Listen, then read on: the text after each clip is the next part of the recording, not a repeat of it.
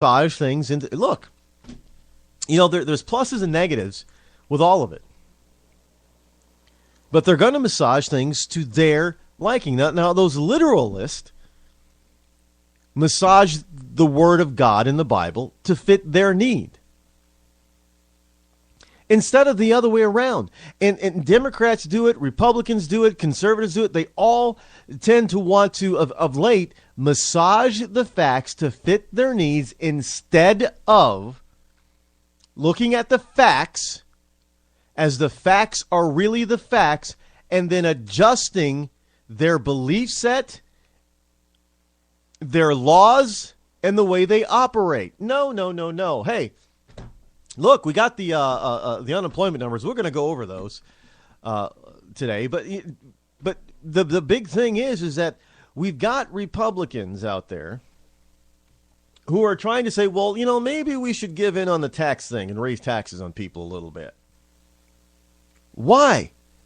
That is like saying that income to the government is the problem. That is like saying, well, spending isn't the problem, when we know that spending is a huge, humongous problem. It's tremendous. No country spends more than the United States. After all, we're the world's biggest debtor nation. Nobody spends more than we do, government-wise. And that's just on a federal... folks, you got to understand something. You got people running around out there talking about, we need to spend more here and spend more there, and the rich need to pay their fair share. Hello? We've got more than one level of government in this country. Now, most other countries have really one level of government. And that one level of government really dictates everything else in the country. That's most other countries. We don't. We have three distinct free levels of government. When I say free, they are free pretty much of each other. They operate separately from each other. Now, we have the federal level. We have a state level. Well, most countries don't have states. They have provinces, but those provinces are pretty much tied to the Fed. We have states, and those states have county and local governments. Now, in some states, the county is bigger and has a bigger budget and has more prominent. Now, I know this for a fact because I come from a state, New York State, Syracuse, Onondaga County is a big level of government. And so if you're living in Syracuse, New York, Onondaga County, what you have, the hierarchy is you have federal government, state government, county government, and then your municipal government if it's a city or your town or what have you. Now, they've got 4 layers. 4 distinct layers of government that all need an operating budget. So each one has their own level of taxation. Now understand this, you got one homeowner earning one salary, but he's being taxed at 4 different rates by 4 different taxing authorities. And this is true no matter where you go in this country. Now, in some states, the county level is pretty light. It's barely there. Like, for instance, Cheshire County, where Keene, New Hampshire is, the county the county level isn't very prominent. Nothing like it is in Onondaga County and Syracuse, New York. There's a county sheriff, and there's a few county things that they do, but that's about the extent of the county. But you have big burdens that are put on the people from the city.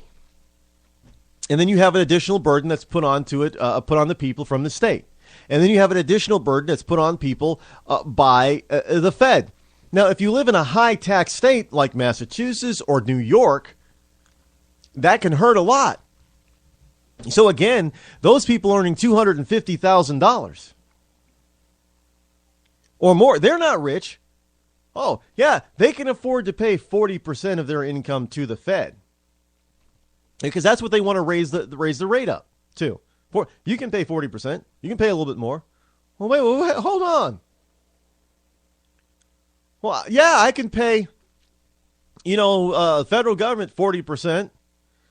Then I got to pay 5 or 8% to the state. So now I'm up to 48%, and plus whatever I have to pay in property taxes to my local and county.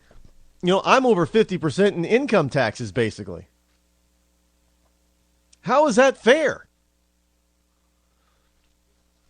That's because we've got politicians who massage the truth instead of just telling us the entire truth. You got Obama running around out there saying, well, rich aren't paying their fair share. Really? First of all, we know, according to the IRS and the Treasury Department in the Obama administration, that the top 2% earn 13% of all the income in this country. Top 2%. They earn 13%. You say, see, Rod? Oh, wait. But those top 2% who only earn 13% of all the income that's earned in this country pay 22% of all the federal income taxes. So should they pay more? I would think that, well, hey, if the top 2% are earning 13% of the income, maybe they should pay 13% of the federal income taxes. No, they're paying 22%. And if their rates go up, they'll be paying more than 25%, while still only earning 13% of the total income. How's that fair? That doesn't even count their, in many states that have a state income tax. Most states have a tiered system just like the Fed. And so the more you earn, the more your rate can go up. And God, if you lived in the tri-state area of Connecticut, New Jersey, New York, well, you could be screwed. Because you could live in Connecticut, have to pay Connecticut income tax. Work in New York, have to pay New York State income tax. And worse yet, if you live in New Hampshire but work in Maine, then you and your spouse, even if the spouse doesn't work in Maine, is supposedly subject to Maine's income tax. How's that fair? This whole notion, it has nothing to do with the notion of fairness. And it really has nothing to do with the notion of income to the government, because our government gets plenty of income. All levels of it. It comes down to government waste, spending too much, and trying to dictate and control people's lives. And you say, well, how do they do that, Rod? Well, look, we've been told and this is something nobody brings up. We've been told for years that we need to raise taxes on tobacco, cigarettes. Well, why? Because the higher the tax rate is on the cigarettes, the more people will not want to pay it and quit smoking. Well, that is their objective, is to get people to stop smoking. That is the reason for confiscatory taxation on tobacco products, to get people to stop using tobacco. But when you turn around and say, if you increase income taxes, it's going to stop people from investing in businesses and hiring people, it's going to slow down the economy, they look at you and say, no, it's not. Increasing taxes is not going to slow people down. Really? So then we might as well get rid of sales taxes on tobacco products, because that's not going to stop, according to you. The level of taxation really doesn't affect people's behavior. So then get rid of the tobacco taxes. They're not needed, and it's not stopping people's behavior. It's not well, yeah, it is. It's stopping. Well, you can't have it both ways. I mean, this is where government officials talk out of both sides of their mouth. And no, it's not just Democrats. Because, you get some Republicans who are for this stuff, too. Because they do know that taxation, no matter where it is in society, has a direct and an indirect effect on people's behavior as it pertains to that taxation. Well, if you raise people's income taxes, it means they have less income that they're keeping in their back pocket, which means it's less money that they have to spend elsewhere, which means that there's less money to invest in savings and bonds and businesses and things like that. They have less of it. I don't know how anybody thinks it won't slow people down. Look, let me give you a round example. If you're used to bringing home $100 a week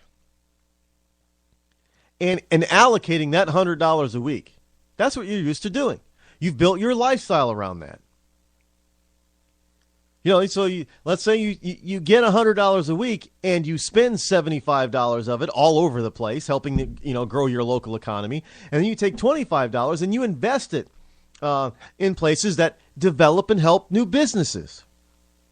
And that $25 gets used a lot. At $25, let's just say, starts 5 businesses.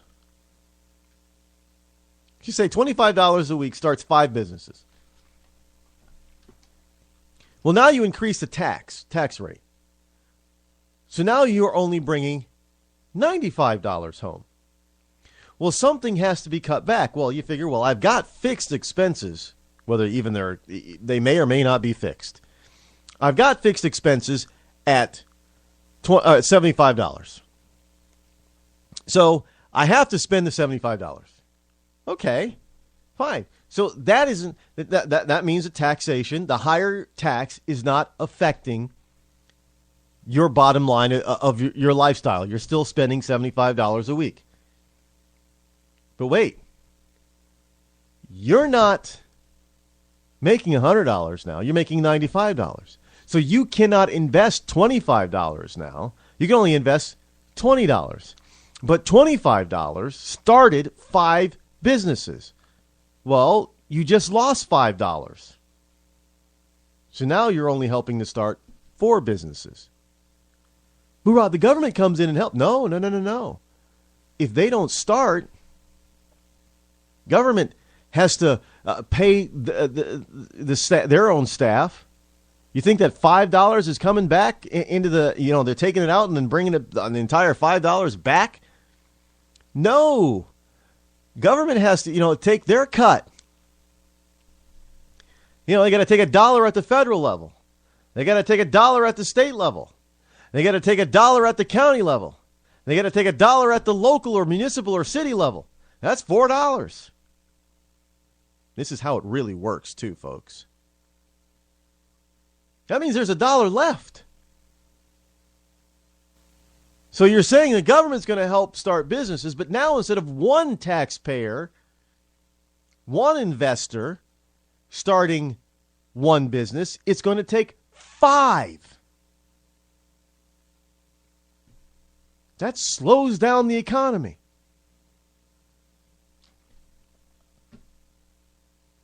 Now, at some point, let's say they come back and say, we're going to raise taxes again. We're going to take, instead of $5, we're going to take $10. So now you're only going to make $90. Well, at some point, you're like, well, I have to save for my future, too, because government isn't going to pay for me. So now that's starting to cut into my lifestyle. I'm going to have to begin to cut back. So now I can't spend $75 on my monthly, on my weekly bills. Maybe I'll have to cut back, cable or something.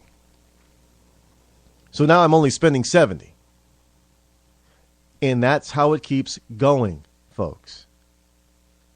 Raise the taxes on anything. You will have a direct and indirect effect and effect on how people spend, on how people save, on how people invest. And this notion that taxes do not affect people's thought process in that area is a lie. And what's worse is our politicians know that's a lie, and yet we, the voter, let the politicians lie to us and get away with it because we reward them by re-electing them. That's got to change. You said in the Rose Garden, the day after the attack, it was an act of terror. It was not a Please spontaneous proceed. demonstration. Is that what you're saying? Please proceed, Governor.